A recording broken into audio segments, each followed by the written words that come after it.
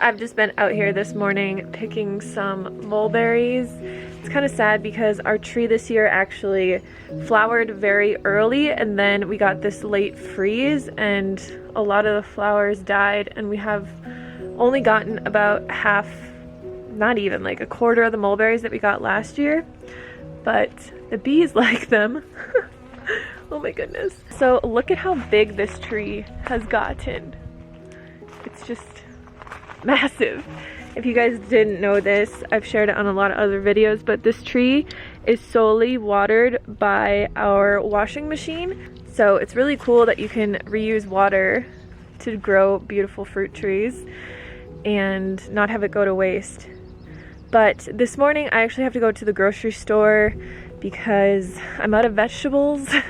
So I was just gonna do like a little vegetable haul for you guys, show you, what I buy that usually will make it so that I can get through like 3 or 4 days. I do buy a lot of vegetables. I have 7 zucchini plants right now that have baby zucchinis on them. I'll just show you guys a little clip. So I did get a big zucchini off of one of them the other day, and I have some cucumbers growing as well, so that's exciting. So once those start producing a lot, hopefully I won't have to buy so much zucchini, because I eat a lot of zucchini, which is why I planted so many plants. But I'll show you guys those plants, and then I'm gonna run to the grocery store, and then we're gonna do a little bit of meal prep. So in this little area is just where our trees are in our sunken bed. We have 4 zucchini plants in here, and I have to cover them with the shade cloth because it gets really hot here. It's like getting to about 105 degrees. But I like to take it off because I feel like the bees can't really get to the flowers. And then under here I also have 2 cucumber plants growing. So we got a few cucumbers growing. Here's a big one. And these are just the English cucumbers. These little guys are all green beans that I planted like a week ago, and they're already getting so big. And then in this raised bed, I have 2 more zucchini plants and 2 kabocha squash plants and also a bunch of cucumber plants. But these guys actually have a lot of zucchini growing on them. So there's probably like between each plant, maybe 6 or 7 zucchinis growing. I can't get super close because I'm trying not to get stung by a bee. But yeah, there's a bunch of little tiny zucchinis. There's like 3, and then there's a bunch of baby ones back there. And then these are kabocha squash. And then another thing I planted was all of this corn. So I think we have like 15 corn plants, and they're growing really well, even in this kind of desert heat out here. Alright guys, so I'm back from the store. Our grocery store finally started to let us use reusable bags. For the entire time of the coronavirus, they required that like everything had to be in plastic bags, so you couldn't even use these little reusable mesh produce bags that I have. But I'll show you guys what I got. So I got 2 bunches of kale because I'm going to make some kale chips today, and I'll show you guys how to do that. It's a really good way to get in extra veggies. Because you can just season the kale and then like they just taste like chips. If you guys like kale chips, it's just a really good way. So then I got some carrots, I got some lemons for my tea and for dressings. I think I got 5 zucchini. So this is why I have so many zucchini plants, because I love steamed zucchini, but I also like to put like a zucchini into a dressing. Say I make like today we're gonna make some hemp ranch to put on the kale chips. So I put a zucchini in here, and then I just use a few tablespoons of hemp seeds, and it makes the dressing go a lot farther, and obviously you don't have to add as much fat. Also got some blackberries just to top my oatmeal with, or some of my, if I make like a smoothie bowl or an ice cream or something like that. And I got 3 big bunches of organic broccoli. So I usually eat about an entire head of broccoli a day. And then I got a green bell pepper and a red bell pepper because I want to make some fajita veggies. I also got some of these organic white corn tortillas because I want to make basically, yeah, like fajita tacos. So I'll show you guys how I do that because I'm going to make those for dinner. And then I got cucumber for sushi and for salads.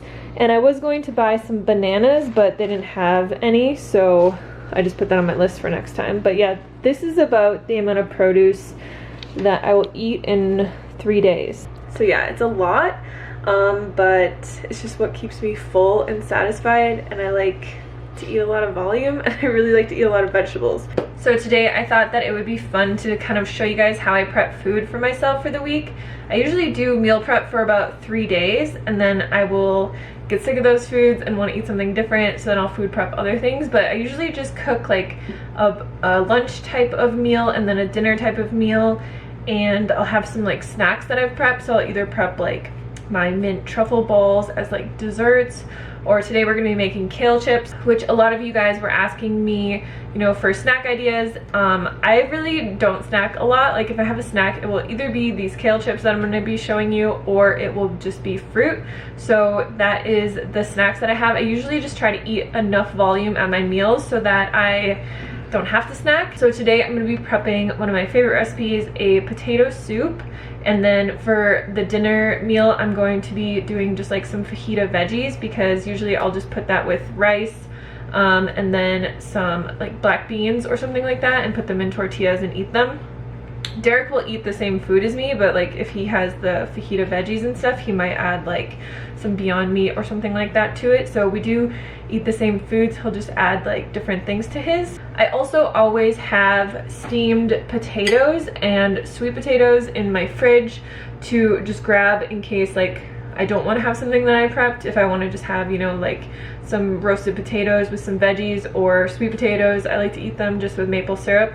I always have these in my fridge, so I've just put them, the normal potatoes I put in the Instant Pot for 10 minutes with a steamer tray on the bottom and like an inch of water, and then I just cook them for those 10 minutes, and then I take them out. And you want to keep them uncovered, because if you cover them, they will get like super slimy and gross. And then the sweet potatoes I just put in my air fryer for 30 minutes on 360 degrees, and then I let them sit in there after they have cooked for probably like half an hour or whatever I remember to take them out.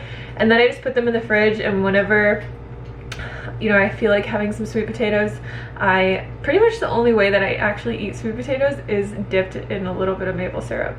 I don't know why, but to me it tastes like pancakes. So yeah.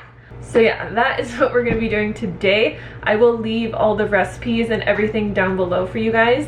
And yeah, let's get cooking.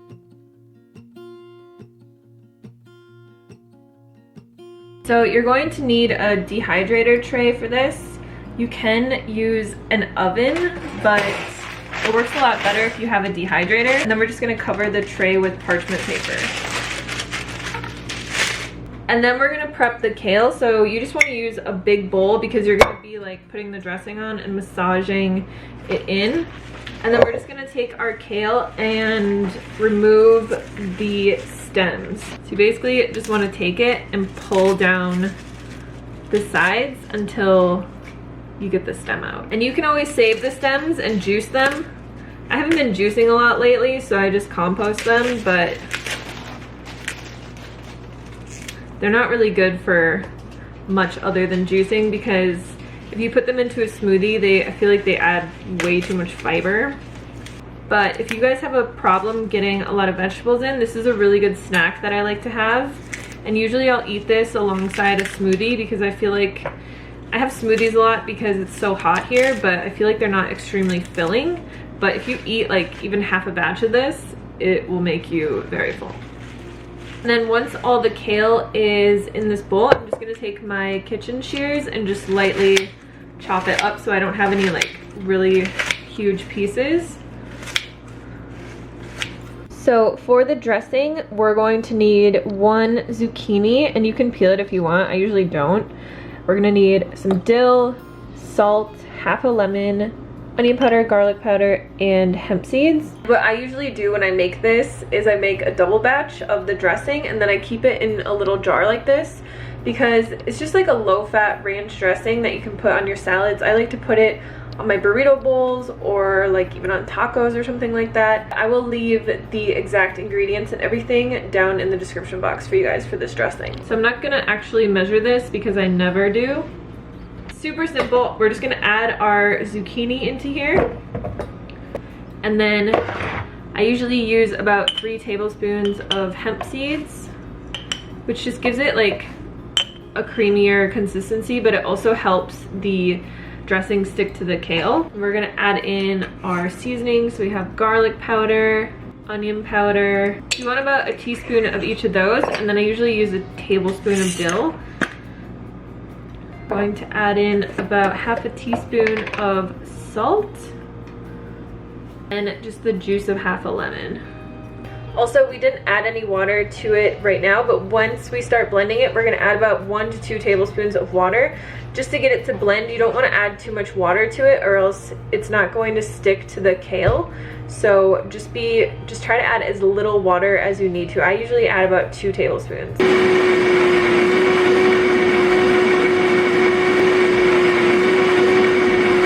So this is about the consistency that we want. If you had to add a lot of water to it to get it to blend, what you can do after is just add in some nutritional yeast to just thicken it up a bit.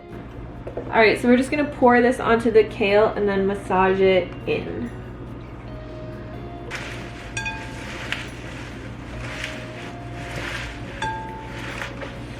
All right, and then all we're going to do is just put this onto our parchment paper. So yeah, you just want to spread this out as much as you can without having it go off the parchment paper. It's fine if it's like on top of each other, then you're just gonna get like those big hunks of kale chips that are like the best part of the bag whenever you buy them. Oh my gosh. All right, so I'm gonna just put this in our dehydrator, and there's so much kale, it's like not fitting. Oh no! Don't let it fall out. Okay. Oh my gosh, this is so hard to do with one hand. All right, I think that'll work. And then I'm just gonna put this on 118 degrees for 24 hours. I feel like that makes a really good crispy kale chip. And for anybody asking, I just have this Kasori brand dehydrator. I really like it. It works really well. I bought it because it looked really nice and I was gonna put it in our other house, but it works really well. I really love it. All right, so here are the kale chips the next day. You can see they're nice and crunchy. And yeah, they just make really good snacks.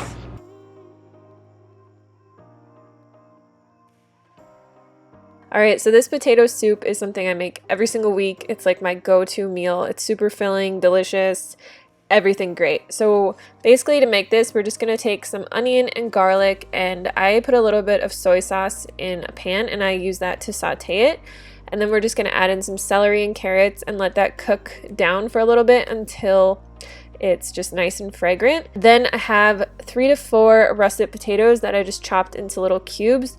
We're going to add that in. Then we're going to add in some water. I usually just use 2 cups, which makes it turn out more like a stew than a soup, but you can add more water if you want it more soupy. I just kind of like it thick like that because I feel like it's more filling.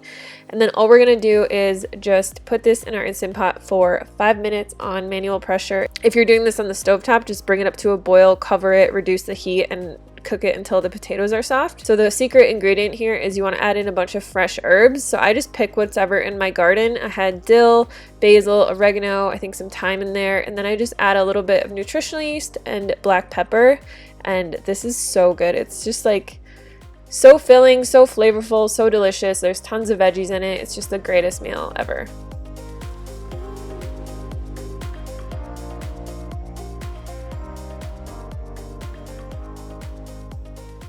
So with our fajita veggies, I'm gonna make some refried beans. So basically I just put these in my Instant Pot this morning and I covered them with water and let them soak. It's now about like 3 o'clock.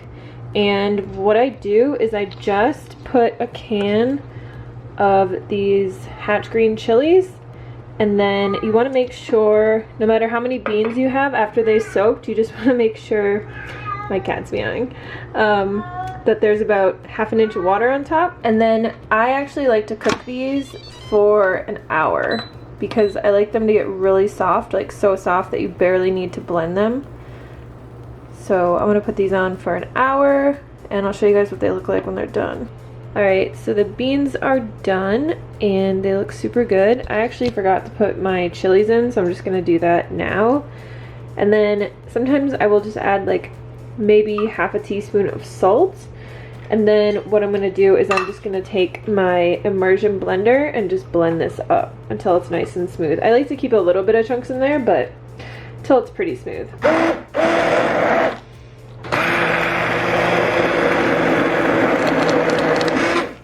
And then this is what it will look like. It looks a little bit soupy right now, but that's just because it literally just got done cooking and it's like boiling hot. But once it cools down a bit, it will be like a really nice thick refried beans that you can put on tacos or burritos or burrito bowls. So this will get a lot thicker. See, so this is cooled now and it's so much thicker. Alright, so for the fajita veggies, I have about 1/3 of a medium onion that I'm going to chop up, some bell pepper, green bell pepper, baby bella mushrooms, and then I have king oyster mushrooms, which if you guys have never had these, they have a very much like meaty texture. They use them a lot in Thailand, and when I had them in Thailand, I was like, wait, is this meat? Because it tastes like, it kind of tastes like chicken, like the texture of it. So you could leave those out, or you could, if you can find them, try them. And then, yeah, I'm just gonna chop these up into kind of like fajita strips.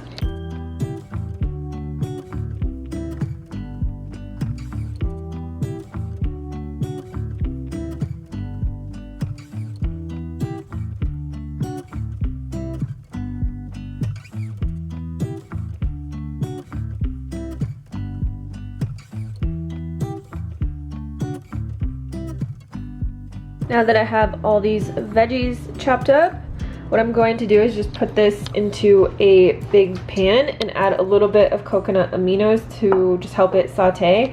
And then I'm just gonna add in about 1/2 teaspoon of smoked paprika, a teaspoon chili powder, a teaspoon coriander, and then a teaspoon of cumin. So whenever I saute veggies without oil, I just put everything in the pan and then I put a lid on it for like the first few minutes, I would say about 5 minutes, just to get all the water to release from the vegetables. And then at the very end, I take off the lid and I let all the water just burn off, so that it's more like a sauteed veggie instead of just like putting a bunch of water in there and basically steaming it.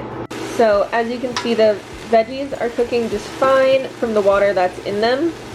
So you don't have to add a ton of water to foods to cook them oil-free. Just use that little trick by putting the lid on and then taking it off. So now I'm just gonna keep the lid off and I'm just gonna let the water basically cook out of all these veggies. So yeah, I feel like that's really the key to getting things to saute really well, because I see a lot of people adding a lot of water to saute veggies, and I never really add water. I just add a little bit of coconut aminos, put the lid on over medium heat, and then once you take the lid off, you can put it on high heat to just cook off the water, which usually takes about 5 to, I'd say, like 8 minutes. Alright, so here's another little hack that I came up with. Whenever I want a taco, I have everything prepped. So I basically just take a corn tortilla and then I'll just put it in my toaster. These tortillas are kind of big, so it won't fit in there, so I'll just leave it in there until it pops up, and then I'll flip it around, and then you get like nicely toasted tortillas just in your toaster. So yeah, then it's really nice because I have everything prepped. I can just take my beans that I cooked and put those on there. Add a little bit of rice and my veggies. And then if you make extra ranch, you can just put it on stuff like this. Let's put a little bit of the ranch on there. And then I just have some tomatoes and lettuce from my garden. I kind of put a lot in this one, but then, you know, whenever you get hungry, you can just make tacos really quick because you have your veggies, you have your beans prepped, and you just have to toast the tortilla. So I hope you guys enjoyed this type of video. If you did, let me know in the comments box below. I just don't really like to do the week-long meal prep, probably because you know, if that works for you, do that, totally, but I'm a food blogger. I do have to cook a lot and I am at home all day, but I still do like to meal prep some things, you know, like in my Instant Pot, because if I don't have healthy food around, like I'm not gonna do very well. I'm not gonna choose to eat it. I'm probably gonna choose something, you know, quicker and easier. So that's just how I do it. I just like to do a few things that I can get through in 3 days because I don't like to eat the same things all the time. And you know, I can switch up these meals quite a bit. Like I could put the fajita veggies instead of in the tortillas. Like I could put them on top of a burrito bowl or like in a salad. I could just eat them with roasted potatoes. So that's why I just kind of like to prep little things to add. But yeah, that is how I do it, because I do get bored very easily of food and I want to like move on and then cook something different. And sometimes I will get stuck in a place where I like eat the same exact thing for weeks and weeks and weeks and weeks and years and years and years, like sushi. Like I will eat sushi all the time. But even with these meals prepped, like if I felt like having sushi, I would just have sushi. So yeah, that's how I do it. Just find a way that works well for you. I never really prep vegetables very much because it only takes me like a couple minutes to steam them. But if you're going to work and you need to bring a bunch of food with you, I would definitely just steam all my vegetables at home, and then I would probably just eat them cold, but you could probably just reheat them in a microwave. Like I said before, I will have all the recipes and everything down in the description box for you guys. And thank you so much for watching. I will see you on the next video.